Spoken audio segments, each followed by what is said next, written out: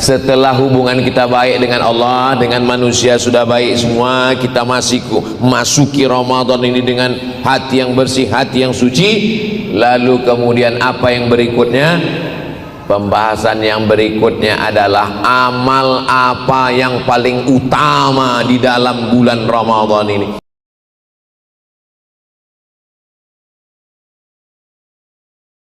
Assalamualaikum warahmatullahi wabarakatuh.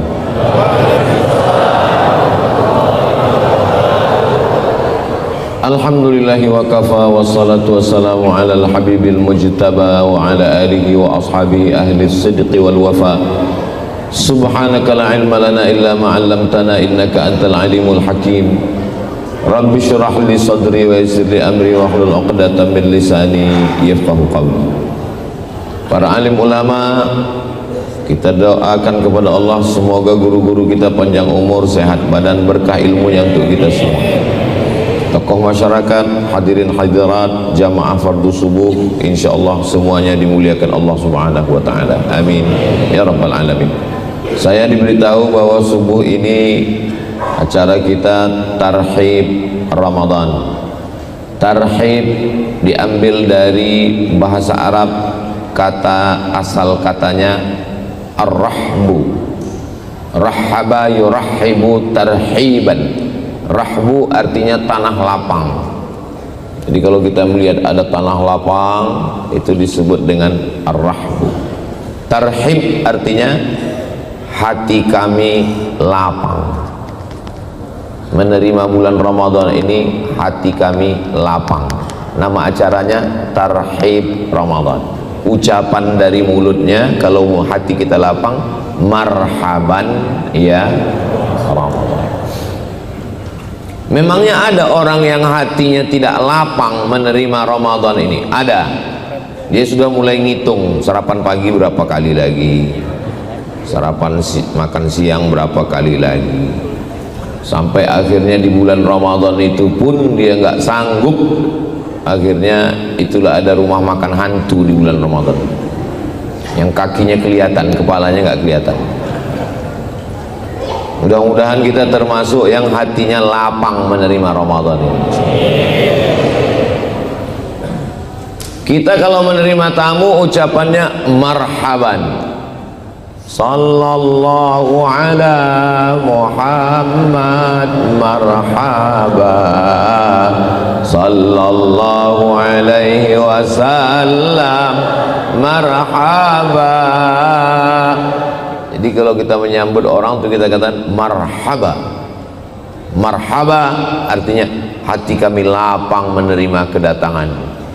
Saya datang ke masjid apa namanya? Masjid At-Tahir, marhaba. Hati kami lapang menyambut kedatangan Ustaz Somad. Kalau hatinya lapang, tangannya terbuka, semuanya keluar. Makanya tadi banyak sekali minuman berdatangan. Terus hilang, tak kemana? Oh ada. Marhaba. Enggak juga Ustaz. Kami kemarin diucapkan selamat datang, nyambutnya enggak marhaba, terus ahlan wa sahlan. 3. Marhaba, hati kami lapang. Ahlan, engkau datang sebagai keluarga. Sahlan, segala urusanmu mudah. Ketiga-tiganya adalah doa. Marhaban, hati kami lapang.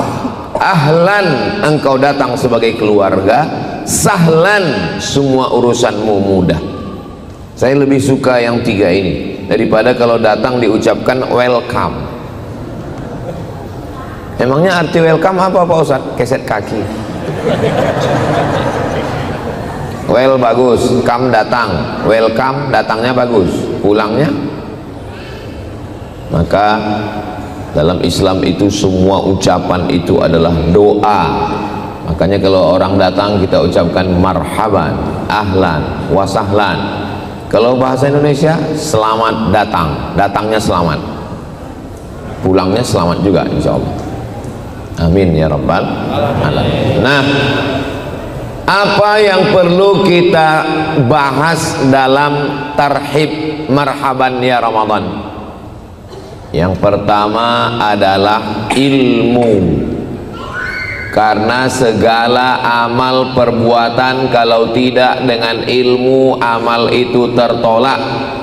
Man ahdatsa, siapa yang membuat-buat sesuatu perbuatan, ucapan, amalan yang tidak berdasarkan ilmu, fi amrina hadza, dalam perkara agama ini tidak dilakukan berdasarkan ilmu, maka perbuatan itu raddun, tidak diterima Allah Subhanahu wa taala.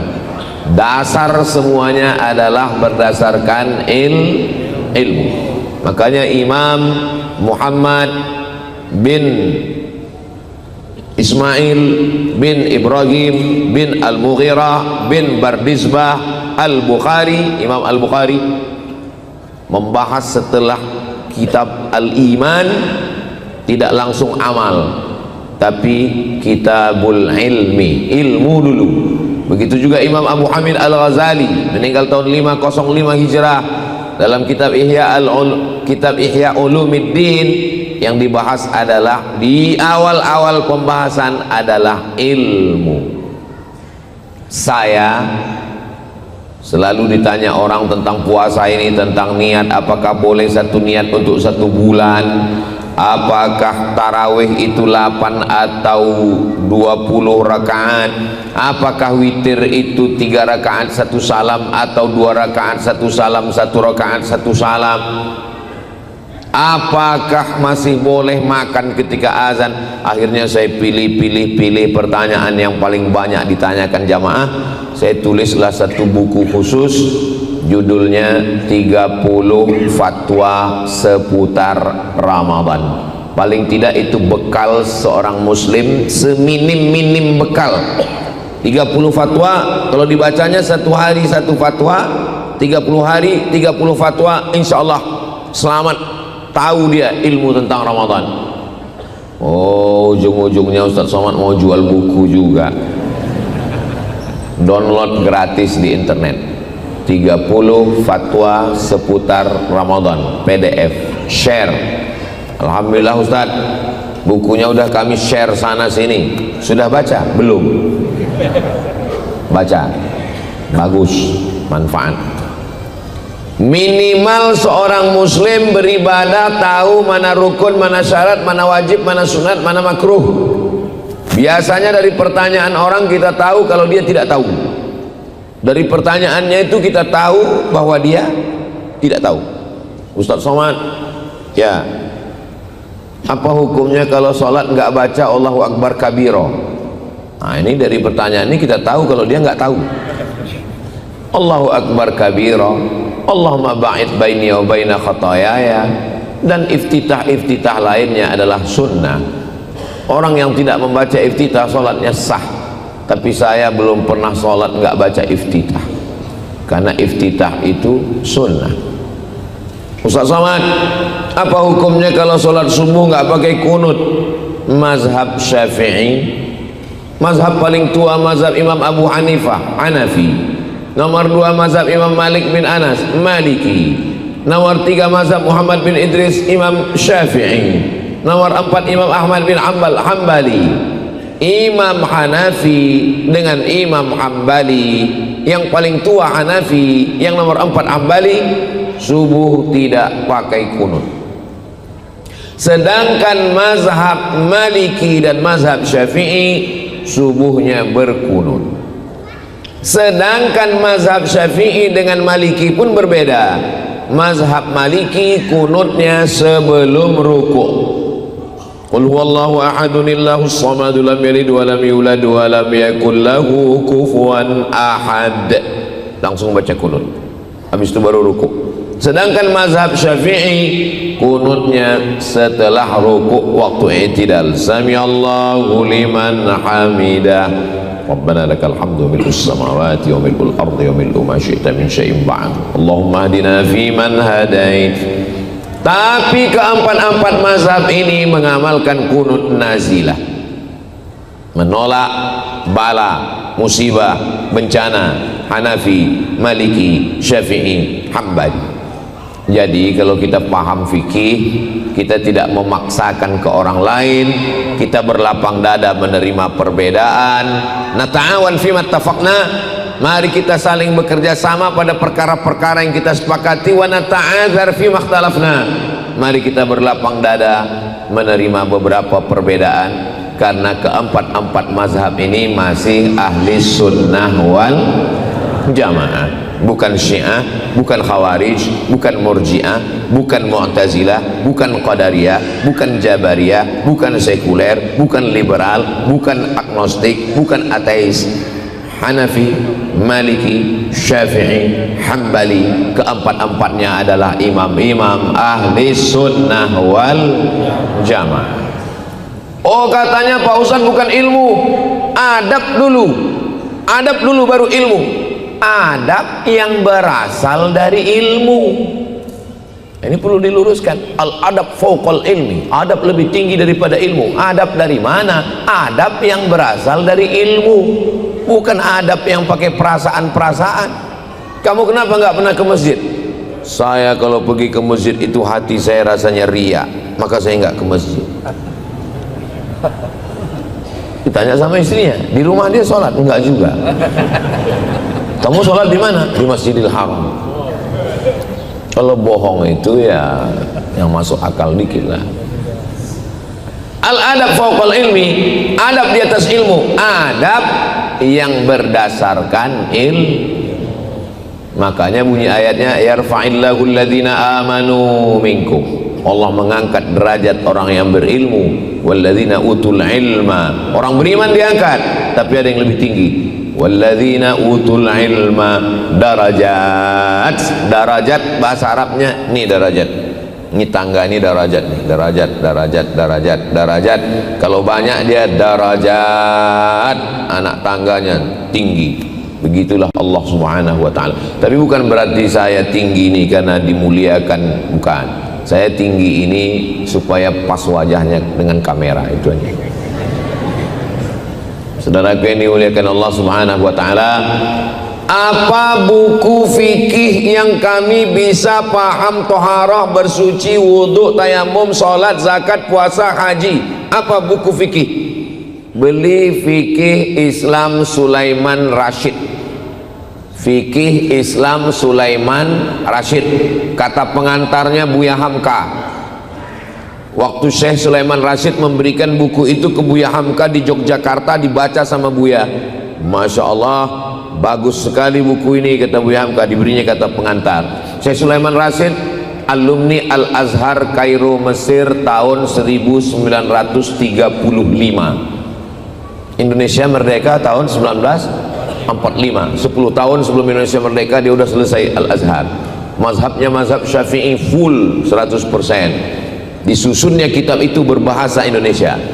Anak kelas 1 SMP pondok saya wajibkan khatam buku itu. Supaya apa? Supaya nyambung nanti waktu dia baca kitab kuning. Yang baca fikih bahasa Indonesia bagus, bukunya harganya 40.000. Kalau naik saya nggak tanggung jawab, saya udah lama belinya. Kalau bapak ibu beli buku itu saya nggak ada dapat keuntungan apapun. Saya menyampaikan itu supaya apa? Supaya keluarga kita paham. Bapak nanti cari buku Fikih Islam Sulaiman Rashid, Allahumma fir lahu warhamhu wa'afihi wa'fu anhu. Beliau orang Lampung, ulama besar. Kalau sudah khatam yang pakai bahasa Indonesia, baca kitab yang Arab. Kalau matan, syair, nazam, namanya matan takrib. Tapi kalau cuman matan kadang kita nggak paham. Matan ini ada syarahnya, nama syarahnya Fathul Qarib. Tapi katanya matan Abi Syuja sama, matan Abi Syuja, matan takrib sama. Sama juga nanti kalau pulang dari Masjid At-Thahir nih ditanya orang, siapa yang ceramah tadi? Ustadz Abdul Somad. Oh enggak, yang ceramah tadi UAS. Ya sama itu juga orang. Matan Abi Syuja, matan takrib, nggak paham, ada syarahnya, penjelasannya, namanya Fathul Qarib. Untuk fikih cukup dua ini aja, bahasa Indonesia fikih Islam Sulaiman Rasyid. Kalau mau yang bahasa Arab Fathul Qarib cukup. Untuk porsi kepala otak ini dipakai ilmu yang lain. Pahami ilmu komputer, jadilah programmer, buat aplikasi, bagus. Jangan habiskan porsi untuk fikih, itu cukup untuk ulama kita. Kalau mau membahas kitab-kitab fikih yang besar, Al-Majmu' Syarah Muhazzab, Raudatul Talibin wa Umdatul Muftin, Bidayatul Mujtahid wa Nihayatul Muqtasid, fikih 4 mazhab, Al-Fiqhul Islami alal Madhahibil Arba'ah, Al-Jazairi, Al-Fiqhul Islami wa Adillatu Syekh Wahbah Zuhaili. Kalau mau duduk di komisi fatwa Majelis Ulama Indonesia.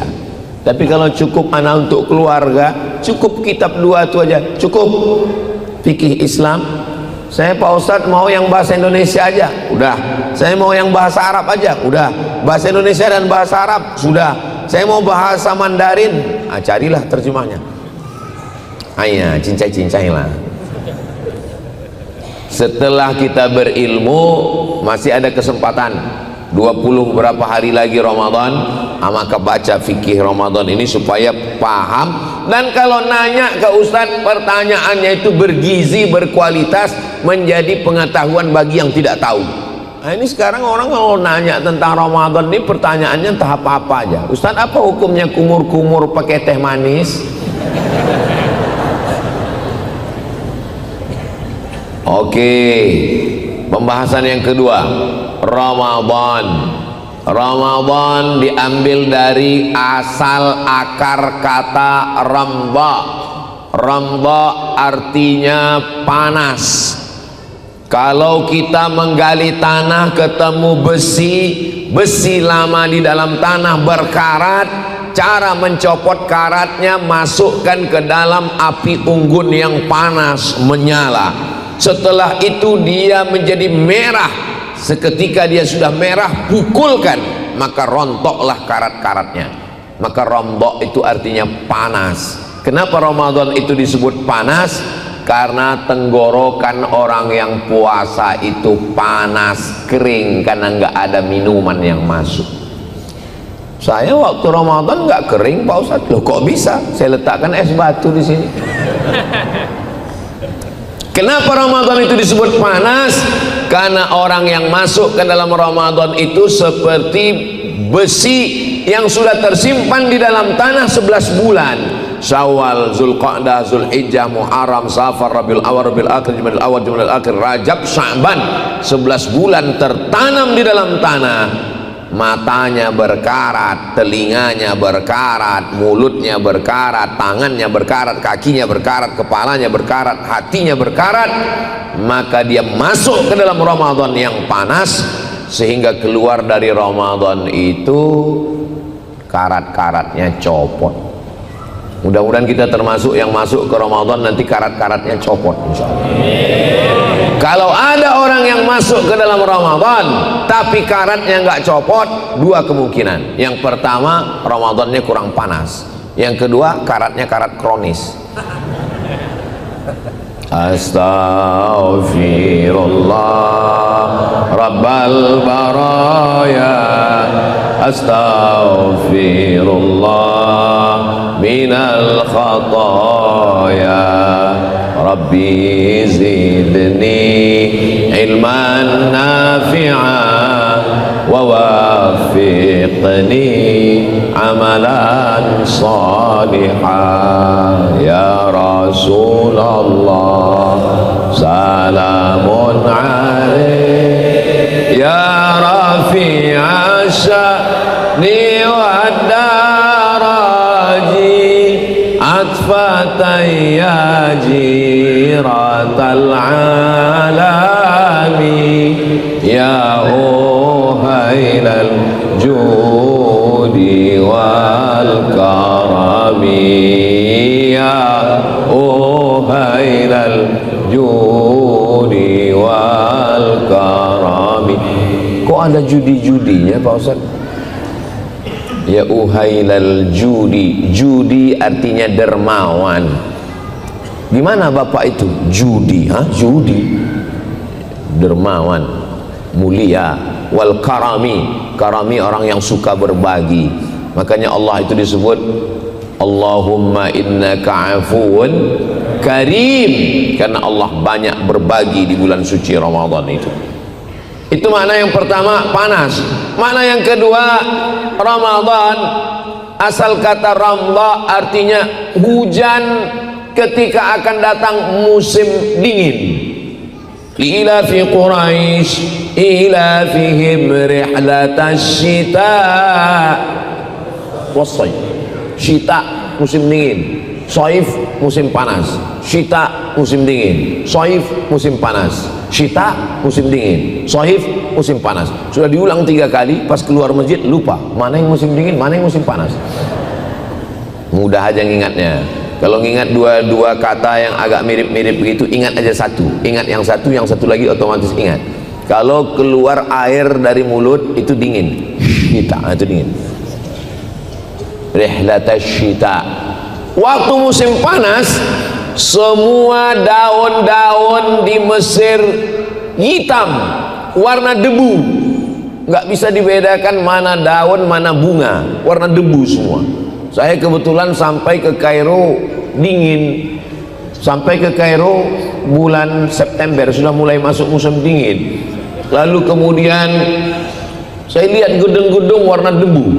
Kenapa gedung ini nggak dicat ya? Saya tanya ke kakak kelas, kata dia dicat pun sama juga, nanti datang hujan debu warnanya debu lagi. Gedung-gedung yang putih jadi debu. Ini masjid ini cantik putih, ini bisa jadi warna debu.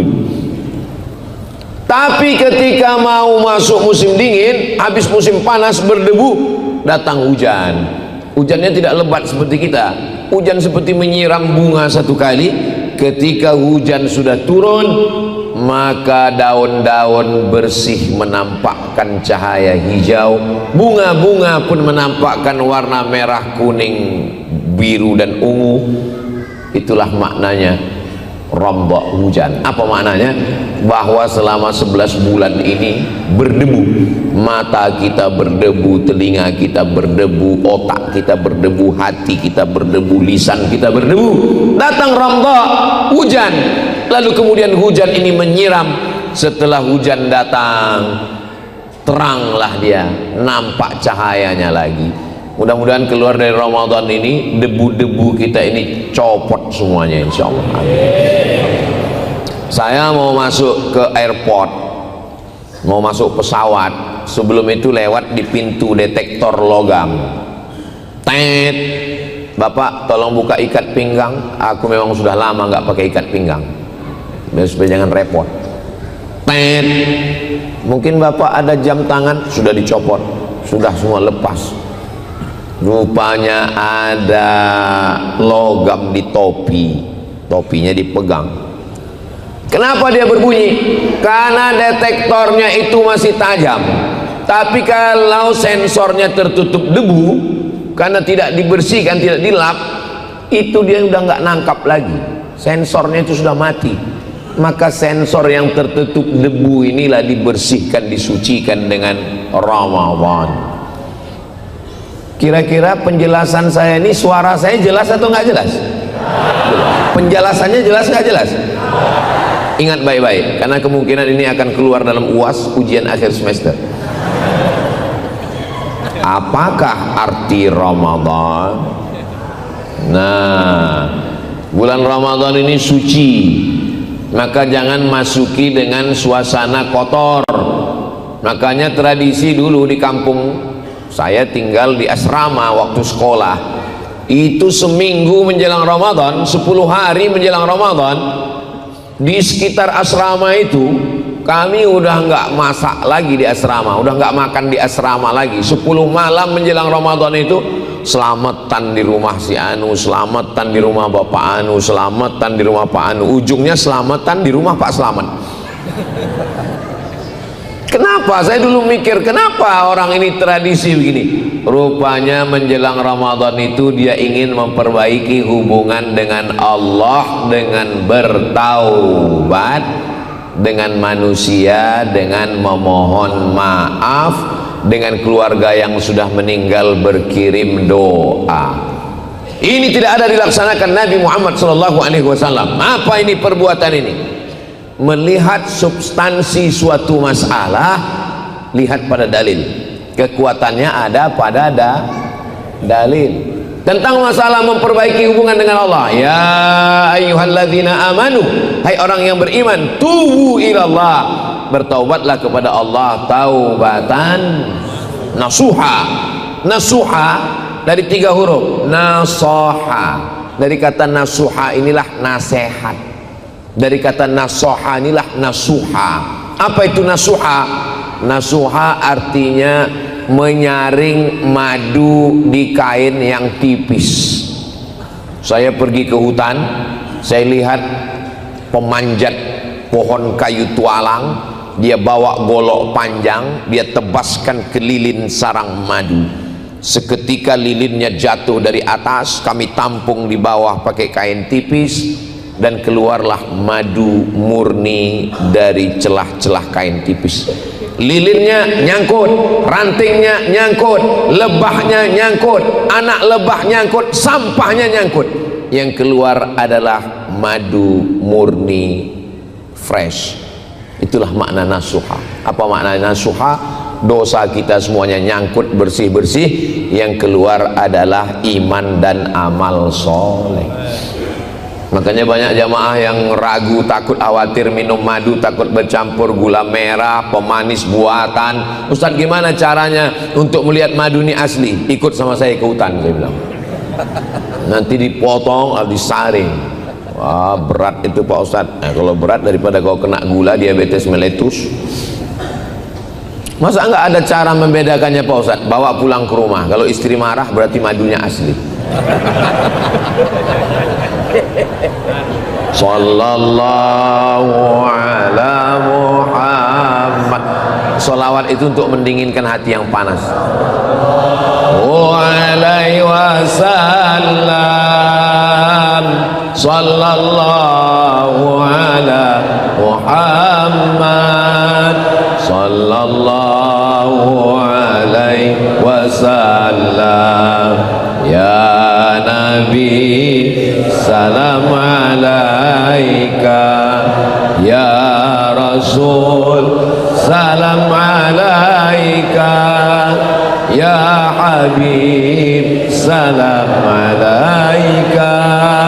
Salawatullah alaika. Allahumma salli ala Sayyidina Muhammad. Allahumma salli wa sallim wa barik alaih. Taubat kepada Allah. Kalau kepada manusia, kepada manusia memohon, meminta maaf. Oh, enggak ada Nabi minta maaf. Mana pernah Nabi minta maaf? Nabi naik ke atas mimbar. Mimbar Nabi itu tangganya 3. 1, 2, 3. Ini berapa ini? 1, 2, 3, 4, 5, 6. Berarti ini yang 3 lagi bid'ah ini. Mimbar Nabi itu cuma 3. 1, 2, 3. Nabi naik ke atas mimbar, lalu Nabi bertanya, man kuntu jalattu lahu zahran. Siapa yang pundaknya pernah aku cambuk waktu aku mencambuk kuda, rupanya dia ada di balik kuda, lalu kemudian dia kena cambuk dan dia tidak marah, tidak ngelawan. Hadza zahri, ini pundakku, silakan balas. Sahabat Nabi terdiam, mereka sedih, mereka tahu Nabi minta maaf, Nabi mau meninggal. Nabi minta maaf itu hari Rabu. Baca kitab Ar-Rahiq Al-Maktum, saat-saat menjelang Nabi meninggal. Nabi minta maaf hari Rabu, Kamis, Jumat, Sabtu, Ahad, Senin meninggal. Tapi bukan berarti kalau ada kawan kita minta maaf 5 hari setelah itu dia meninggal. Man kuntu syatamtu lahu irdan. Siapa yang hatinya pernah tersakiti dengan kata-kataku, perbuatanku, hadza irdi, ini harga diri Muhammad, falyastaqit minhu, silakan balas. Sahabat Nabi nggak ada yang membalas, semuanya terdiam. Kemudian kata Nabi, siapa yang pernah aku pinjam uangnya? Sahabat Nabi langsung tegak. Ini maknanya, kalau kulit tersakiti bisa kita maafkan, kalau hati tersinggung bisa kita maafkan, tapi kalau uang berat bro. Inna laka alayya thalatha darahim, uang saya ada padamu 3 dirham. Lalu apa kata Nabi kepada Fadl bin Abbas, saudara Abdullah bin Abbas, sepupu Nabi anak Abbas, idfa' ya Fadl, bayarkan wahai Fadl. Nabi minta maaf. Jadi kalau ada orang mau minta maaf, ya minta maaf, nggak mesti menunggu mau meninggal, kapan pun minta maaf, termasuk mau menjelang bulan suci Ramadan. Orang mau berangkat haji, mau berangkat umroh, begitu juga. Semestinya kita datang ke rumah orang minta maaf. Tapi karena kita tidak mampu, ya kita undang orang rame, setelah itu kasih makan, habis itu kasih makan, kasih minum, habis itu baru tanya, maukah bapak ibu memaafkan saya? Orang sudah kenyang, masa nggak mau? Mau. Udah selesai urusan. Hidup ini sebetulnya nggak usah susah-susah, nggak usah ribet-ribet. Saya ini termasuk orang yang nggak bisa ngamalkan banyak amal Pak Ustadz. Nggak usah ribet-ribet, nggak usah susah-susah, jaga aja 2. Jangan dosa sama Allah, jangan zolimi orang, cukup. Jangan dosa sama Allah, jangan zolimi orang. Tapi jangan ceramah ini dipotong. Ini masalahnya jamaah ini, nggak mau nonton full, dipotongnya nonton TikTok 1 menit. Potong yang pas ngomong itu. Jangan dosa sama Allah dan jangan zolimi orang, cukup. Akhirnya dia nggak sholat. Ditanya, kok nggak sholat? Nih kata Ustaz Somad, jangan dosa sama Allah, jangan zolimi orang. Sholat, zakat, puasa, haji, umroh kalau mampu tetap dilaksanakan. Adapun kita amal banyak, kalau dosa maksiat sama Allah, menyakiti, menzolimi orang, habis amal kita itu semua. Tapi yang paling bagus, yang high quality, VVIP, sama Allah nggak maksiat, sama manusia tidak berbuat zalim, dan amalnya berkualitas tinggi. Mudah-mudahan kita termasuk yang golongan itu, insyaallah. Amin ya rabbal alamin. Sama tetangga, jiran, kawan, sahabat sudah bersih, sama Allah subhanahu wa ta'ala sudah taubat nasuha. Ma min muslimin yudhnibu dzamban, kalau ada orang yang silap khilaf salah berdosa, summa yatatahhar, mandi, nggak bisa mandi, wudu, nggak bisa wudu, tayamum, summa yatatahhar, setelah suci, summa yusalli raka'ataini, salat sunat 2 rakaat, salat sunat taubat. Nggak ada Nabi menyebut salat sunat taubat. Mana ada Nabi menyebut salat sunat taubat? Namanya datang belakangan, sama macam sholat sunat tahiyatul masjid. Mana pernah Nabi? Carilah dalam hadis Nabi menyebut tahiyatul masjid, nggak ada. Coba cari hadis tentang tahiyatul masjid.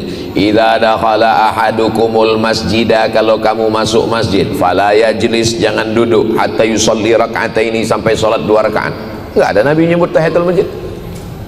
Terus namanya datang belakangan, ulama yang ngasih nama. Saya nggak mau ikut ulama, langsung kepada Allah. Nggak bisa. Emangnya kau Jibril?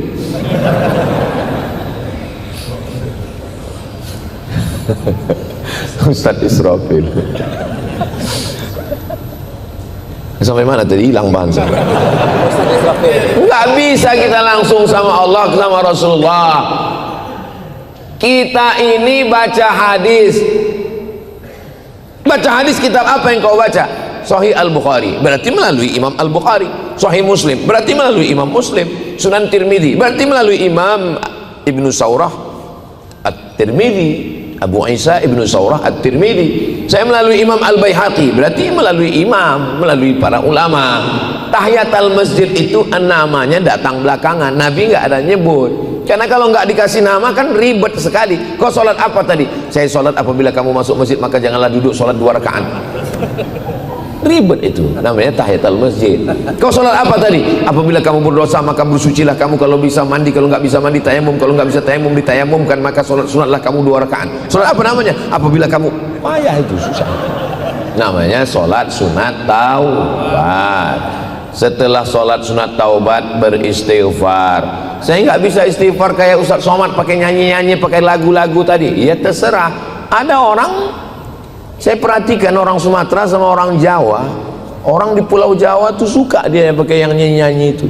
Astagfirullah. Kalau kami enggak. Astagfirullahaladzim. Astagfirullahaladzim. Tapi dua-duanya bagus, saya pakai. Tapi ada juga orang yang istighfarnya nggak mau kuat-kuat. Saya kalau kuat nggak khusyuk Pak Ustadz, saya dalam hati aja, bagus. Walqur rabbaka fi nafsika, sebutlah Tuhanmu dalam dirimu. Tapi yang dalil yang kuat ada juga. Jadi maksudnya yang penting perbuatan kita itu ada dalilnya. Yang jadi masalah orang ini kalau perbuatan dia ada dalilnya, perbuatan orang nggak ada dalilnya, kata dia padahal ada. Yang orang zikir kuat itu apa dalilnya? Dalilnya hadis Abdullah bin Abbas. Karena Abdullah bin Abbas ketika ditanya, dari mana kau tahu bahwa Nabi dengan sahabat udah selesai sholat? Karena saya mendengar Nabi dan sahabat bertakbir, Allahu Akbar, Allahu Akbar, Allahu Akbar. Ada dalilnya. Tapi kalau kita tahu sahabat kita itu berpegang kepada mazhab yang zikirnya nggak kuat, kita kebetulan kuat, ya jangan kita mau kelahi, kita saling paham aja. Kita udah tahu dia zikirnya nggak kuat, kita kuat, lalu Allahu Akbar. Itu namanya bukan ngamal, itu nyari berantem namanya. Iya kalau dia sabar, kalau dia preman baru tobat, ini sama kau kata dia. Wadhkur rabbaka fi nafsika, sebutlah Tuhanmu dalam dirimu. Ada orang yang dia mau tenang, mau nyaman, astagfirullahaladzim, astagfirullah, mau nangis. Kadang kita ini mau nangis nggak jadi ya karena suara itu. Berapa kali kita mau nangis di depan makam Nabi itu nggak jadi. Assalamualaikum ya Rasulullah, assalamualaikum. Udah mau nangis nggak jadi. Haji nggak jadi nangis. Nengok polisi udah cabut lah, nengok polisi ingat kena tilang. Nah, jadi masalah zikir ini nggak usah kelahi gara-gara zikir. Yang penting zikirnya. Ini masalah kelahi gara-gara zikir. Kau kelahi sama dia gara-gara apa? Gara-gara calon istri Pak Ustadz masih jantan. Kau kelahi sama dia gara-gara apa? Gara-gara bisnis Pak Ustadz masih keren. Kau kelahi gara-gara dia sama apa? Gara-gara zikir. Nah, gara-gara zikir berkelahi. Kau kelahi sama dia gara-gara apa? Gara-gara sholat Pak Ustadz. Untung aku nggak sholat gitu. Setelah hubungan kita baik dengan Allah, dengan manusia sudah baik semua, kita masih masuki Ramadan ini dengan hati yang bersih, hati yang suci. Lalu kemudian apa yang berikutnya? Pembahasan yang berikutnya adalah amal apa yang paling utama di dalam bulan Ramadan ini.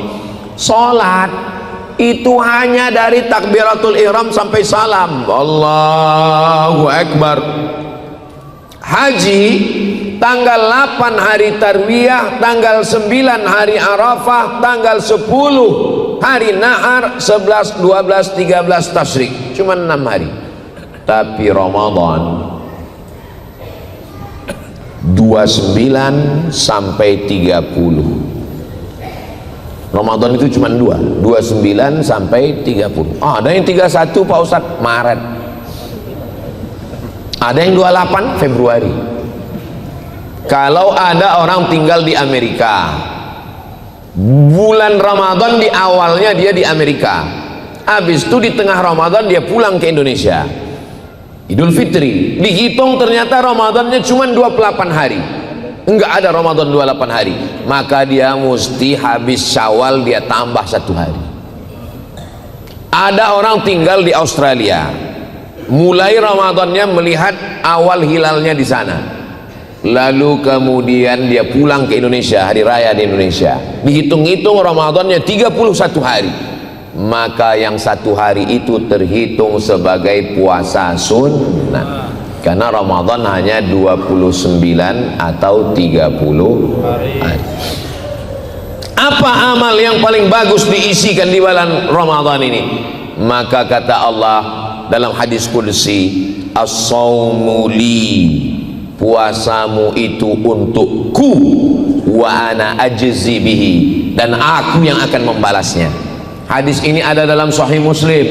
Kalau kita baca Sahih Bukhari kita nggak paham, baca syarah penjelasannya, dijelaskan oleh Al-Imam Al-Hafiz Ibnu Hajar Al-Asqalani. Kalau kita baca Sahih Muslim kita nggak paham, baca syarahnya, dijelaskan oleh Al-Imam Muhyiddin Abu Zakaria Yahya bin Sharaf An-Nawawi dikenal dengan imam besar dalam mazhab Syafi'i, meninggal tahun 676 Hijrah, namanya Imam Nawawi. Nawawi ada dua, yang pertama Imam Nawawi di Suriah, yang kedua adalah Syekh Nawawi Al-Bantani, ulama besar, meninggal di Ma'la, makamnya di Makkah. Nama kitabnya Marah Labid fi Kashfi Ma'anil Quranil Majid, gelarnya Sayyid Ulama'il Hijaz, pemimpin ulama Hijaz, Makkah dan Madinah. Dan hampir di setiap daerah di Indonesia ini pasti ada nama orang Nawawi. Dalam keluarga saya ada keponakan saya namanya Nawawi. Kawan saya kuliah ada namanya dulu semester 1 Nawawi, saking hebatnya Imam Nawawi. Kata Imam An-Nawawi, kenapa puasa itu disebut ku, kata Allah? Kenapa Allah menyebut puasa untuk ku? Apakah Allah membutuhkan puasa? Tidak, Allah tidak membutuhkan makhluk, Allah tidak memerlukan apapun. Lalu kenapa puasa itu dinisbatkan kepada Allah? Alasannya tiga. Yang pertama, karena puasa ibadah yang paling minim riaknya. Ibadah yang paling minim riaknya itu puasa. Kalau sholat kelihatan, oh sholat lagi di masjid, tahiyatul masjid, oh rakaat pertama Yasin. Pas lagi di rumah, iftitah Fatihah ayat satu napas. Itu bukan mazhab Hanafi, bukan mazhab Maliki, bukan mazhab Syafi'i, bukan mazhab Hambali, mazhab Valentino Rossi. Cepat sekali, riaknya tinggi. Apalagi haji, haji tahun 2024, undang semua kawan, jiran, tetangga mau berangkat haji, batal furoda. 2025 undang lagi mau berangkat haji, gagal visa percepatan. 2026 undang lagi mau berangkat, meninggal. Store 2026 berangkatnya 16 tahun, Sukabumi. Kemarin ketemu dengan Bapak Kementerian Haji. Sukabumi berapa lama sekarang Pak? 16 tahun Pak Ustaz. Sukabumi, bahasa Arabnya hubbud dunya. 16 tahun daftar. Di berbagai daerah ada yang sampai 30 tahun. Store 2025, 35, 45, 55 sudah lewat Indonesia emas, Indonesia nikel. 2055 baru berangkat. Jadi kalau satu daerah itu 30 tahun baru berangkat haji, orang semua tahu, wow, udah daftar. Tingkat riaknya tinggi. Begitu pulang dari haji hanya besar-besar pakai spidol. Kalau ada acara nggak disebut haji, murung. Apa kabar Pak Haji? Alhamdulillah. Tingkat riaknya tinggi. Apalagi kalau sedekah. Sedekah. Tolong tulis nama Bapak, jangan hamba Allah. Hamba Allah. Yang kami hormati Bapak hamba Allah. Sebut nama saya. Saya nggak minta hormati, tapi tolong hormati saya. Tapi puasa ibadah yang paling minim tingkat riaknya, yang tahu hanya dia dengan Allah Subhanahu wa ta'ala. Kenapa as-shaumuli, puasa untukku? Karena orang sedang berpuasa, dia sedang berbuat dengan perbuatan Allah. Perbuatan Allah, syirik dong melakukan perbuatan Allah. Allah tidak makan, dia tidak makan. Allah tidak minum, dia tidak minum. Allah tidak punya istri, tidak punya anak, saat itu dia tidak berhubungan kelamin. Ibadah puasa adalah orang yang paling dekat dengan Allah Subhanahu wa ta'ala. Orang paling dekat dengan Allah itu waktu sedang puasa. Kalau nggak percaya, cobalah tes. Orang sedang puasa itu kita tes, ajak dia kelahi. Walaupun dia hebat karate, judo, aikido, sumo, waktu itu dia katakan ana shaim, aku sedang puasa. Walaupun dia hebat, dia akan katakan ana shaim, karena dia tidak mau puasanya rusak. Nanti habis buka puasa aku hajar kau. Begitulah Allah Ta'ala menisbatkan puasa kepada dirinya. Satu-satunya ibadah yang dinisbatkan Allah kepada dirinya adalah puasa. As-shaumu li, rumah biasa saja, tapi ketika rumah itu dinisbatkan, disandingkan dengan Allah, maka rumah itu menjadi mulia. Rumah baitun, rumah itu menjadi mulia. Baitullah. Baitullah bukan berarti Allah berdiam di dalam Ka'bah. Ini banyak di internet saya bilang, orang Islam Tuhannya di dalam Ka'bah. Ente kalau kafir, kafir aja, jangan kafir campur bodoh. Allah menurut akidah ahli sunnah wal jamaah maujud bila makan. Allah ada tanpa tempat, karena Allah itu sudah ada sebelum ada tempat. Sebelum ada waktu, sebelum ada ruang, sebelum ada tempat, Allah sudah ada. Maka ketika Allah menciptakan waktu, ruang dan tempat, dia tidak berpindah. Kalau dia berpindah, maka batal mukhalafatuhu lil hawadis. Ka'bah bukan berarti Allah berdiam di dalam Ka'bah. Allah itu laisa kamitslihi syai'un. Allah tidak sama dengan makhluk. Abdul Somad tadi berdiam, habis itu berdiam berjalan di mobil, habis itu datang kemari duduk. Sedangkan Allah walam yakul lahu kufuwan. Lalu apa maksud Baitullah? Allah memuliakan Ka'bah, maka disebut Baitullah. Makhluk yang paling rendah, abdun, hamba, hina, sahaya, nggak punya apa-apa, dirinya pun dia nggak punya. Seorang hamba sahaya, kalau dia punya anak, anaknya milik hamba sahaya. Seorang hamba sahaya, kalau dia kerja, dia dapat uang, uangnya milik tuannya. Seorang hamba sahaya, kalau dia menikah, dia punya keluarga, keluarganya milik tuannya, diwariskan kepada anaknya. Dia nggak punya apa-apa, dirinya pun dia tidak punya. Maka Islam datang merubah manusia dari hamba manusia menjadi hamba Allah. Makanya nama yang paling mulia hamba Allah, Abdullah, Abdurrahman, Abdurrahim, Abdus Somad. Ini Asmaul Husna semua. Oh, Asmaul Husna. Ya Rahman, Ya Rahim, Ya Malik. Tinggal menambahkan Abdu, Abdurrahman, Abdurrahim, Abdul Malik, Abdul Quddus, Abdul Salam, Abdul Mu'min, Abdul Muhaimin, Abdul Sabur. Tinggal menambah Abdu, artinya hamba. Makanya ada IAAI, Ikatan Abdul Internasional. Abdullah. Hamba hina didekatkan kepada Allah, Abdullah. Makhluk yang hina didekatkan kepada Allah, Baitullah. Begitu juga dengan nafakhtu fihi mir ruhi, aku tiupkan ruhku. Nah, ini banyak di perdebatan ini. Tengok, berarti Nabi Isa itu adalah ruh Tuhan, karena kata dia ruhku. Kalau Nabi Isa dikatakan Tuhan karena ruhku, berarti Nabi Adam juga Tuhan, karena waktu Nabi Adam juga Allah mengatakan nafakhtu fihi mir ruhi. Ruhi di situ maksudnya bukan ruh Tuhan, sama dengan Baitullah bukan rumah Tuhan.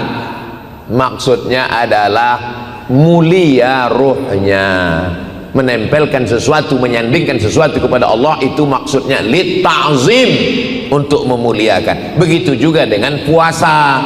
Puasa itu dimuliakan karena Allah sendiri yang mengatakan as-saumu li, puasaku itu untukku. Kira-kira penjelasannya bisa dipahami? Kalau Tuhan pergi ke Medan, jangan lupa membeli talam. Kadang kalau orang belum sarapan, susah dia untuk paham. Setelah kita pahami bahwa ibadah yang paling utama adalah puasa, ada ibadah yang keluar uang, bangun masjid. Ada ibadah yang keluar suara, Bismillahirrahmanirrahim. Ada ibadah yang keluar darah, jihad. Ada ibadah yang keluar keringat, tawaf, sa'i. Tapi ada ibadah yang nggak keluar uang, nggak keluar tenaga, nggak keluar keringat, nggak keluar darah. Ibadahnya hanya diam. Itulah dia ibadah puasa. Puasa itu cuma diam. Makanya kalau ada teman yang diam aja,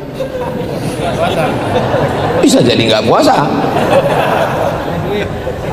Ibadah yang hanya diam, ibadahnya hanya menahan, tahan mata, tahan telinga, tahan tangan, tahan kaki, tahan mulut, tahan hati, tahan pikiran.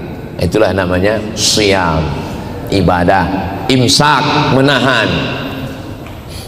Alhamdulillah Pak Ustadz, suami saya kalau sudah puasa itu semua dia tahan, matanya nggak kebuka,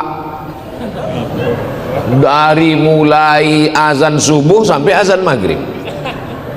Bangunnya pas sholat aja, sholat zuhur, habis itu nahan lagi. Bagus daripada dia buat maksiat.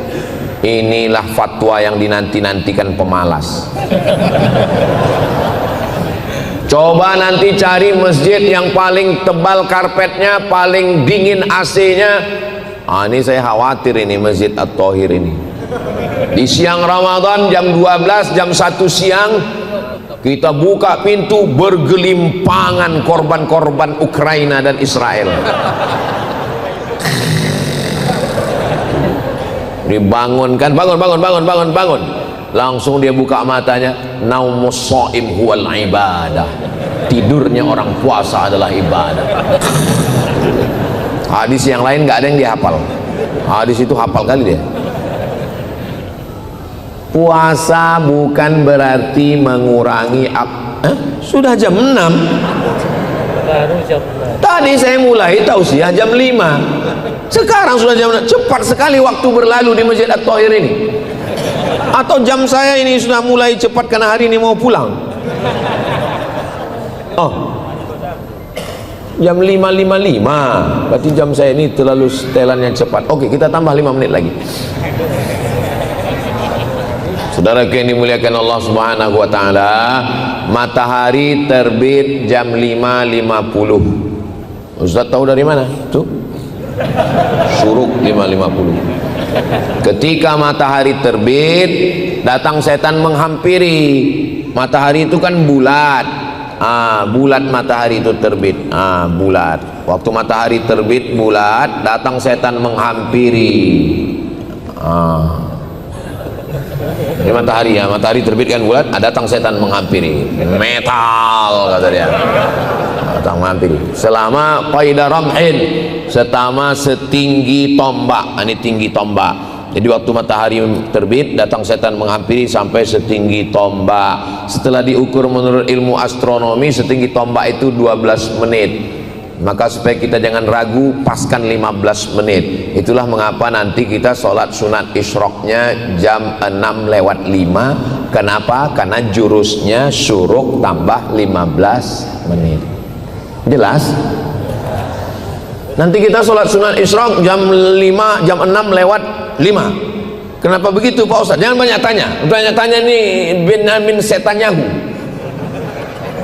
Jurusnya begitu, karena ditambah dari terbitnya matahari 12 menit supaya nggak ribet, lengkapkan 15 menit. Nanti jam 5 sholatnya masing-masing. Man sholat subha fi jama'atin, siapa yang sholat subuh berjamaah, summa qa'ada yadhkurullah, habis sholat subuh dia nggak keluar masjid, dia duduk zikir, baca Quran. Nanti bulan Ramadan begitu, apalagi ada masjid besar pengajian, taklim, baca Quran, baca tafsir, baca hadis, duduk hatta sampai kapan?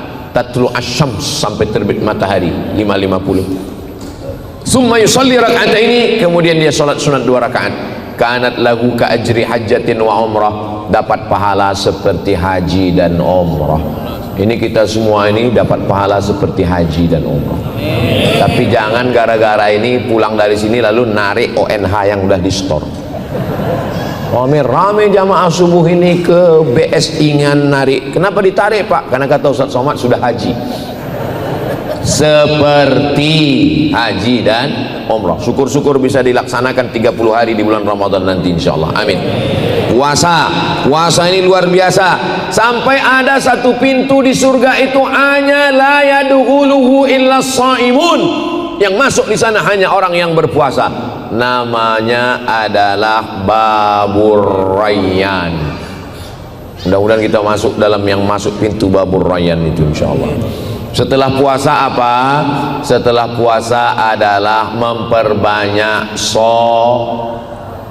somat, sholat, perbanyak sholat, sholat tarawih, sholat tahajud, sholat witir, masuk masjid tahiyatul masjid, qabliyah, masih ada waktu sholat sunat taubat, masih ada waktu sholat sunat hajat, masih ada waktu sholat sunat mutlak. Sholat sunat Terus ayatnya Pak Ustadz, ya kulhu. Ini jamaah ini saya perhatikan, kalau udah saya cerita tentang sholat sunat, pasti pertanyaannya, ayatnya Pak Ustadz macam hafal Quran aja. Iya itulah ayatnya yang macam biasa itu aja. Tapi saya heran juga, banyak orang sholat cepat sekali. Secepat-cepatnya sholat itu 1 rakaat paling tidak 2 menit. Nabi membaca Al-Fatihah 7 nafas. Bismillahirrahmanirrahim. Alhamdulillahi rabbil alamin. Ar-Rahmanir-Rahim. Maliki yaumiddin. Iyyaka na'budu wa iyyaka nasta'in. Ihdinas siratal mustaqim. Siratal ladzina an'amta 'alaihim ghairil maghdubi 'alaihim waladdallin.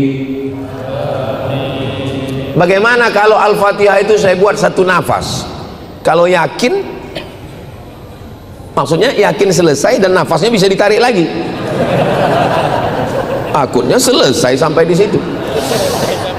Bismillahirrahmanirrahim. Alhamdulillahirabbil alamin. Arrahmanirrahim. Maliki yaumiddin. Iyyaka na'budu wa iyyaka nasta'in. Ihdinas siratal mustaqim. Siratal ladzina an'amta 'alaihim ghairil maghdubi 'alaihim waladdallin. Bisa. Makmum ini sebetulnya ngikut imam aja. Apa kata imam ya begitu makmum. Ghairil maghdubi 'alaihim waladdallin. Ghairil maghdubi 'alaihim waladdallin. Tergantung imam. Makanya kami kebetulan sholat di airport waktu mau pulang di King Abdul Aziz Airport Jeddah. Datang imam Pakistan. Dia tanya, man minkum hafizul Quran, kata dia. Dia tanya, siapa yang hafal Quran? Dia tengok kiri, dia tengok kanan, nggak ada yang ngaku, dia yang maju ke depan. Begitulah adab dia. Aqra'uhum, orang yang paling banyak hafalannya. Maka di bulan Ramadan membaca Al-Quran di dalam sholat, itulah maka berlomba-lomba menghatamkan Al-Quran. Kalau ayatnya panjang, rakaatnya dikit. Kalau ayatnya pendek, rakaatnya banyak. Saya ulang, jurusnya begitu. Kalau ayatnya panjang, rakaatnya dikit. Kalau ayatnya pendek, rakaatnya banyak. Orang Indonesia ini hebat berkreasi, dia kombinasikan. Ayatnya pendek, rakaatnya dikit. Jadi sebenarnya ibadah ini bukan mau menumpuk-numpuk rakaat, bukan mau menumpuk-numpuk khataman, tapi proses pembiasaan diri. Allah bisa karena biasa. Kalau sudah terbiasa 23 rakaat ayat pendek, terbiasa 8 rakaat 11 dengan witir ayat panjang, maka orang sudah terbiasa menghatamkan Al-Quran dalam sholatnya, terbiasa dengan ayat-ayat yang panjang. Maka sholat, utamakan sholat. Tarawih, jangan tarawih diambil dari kata tarwiyah, istirahat. Tarwiyah, istirahat.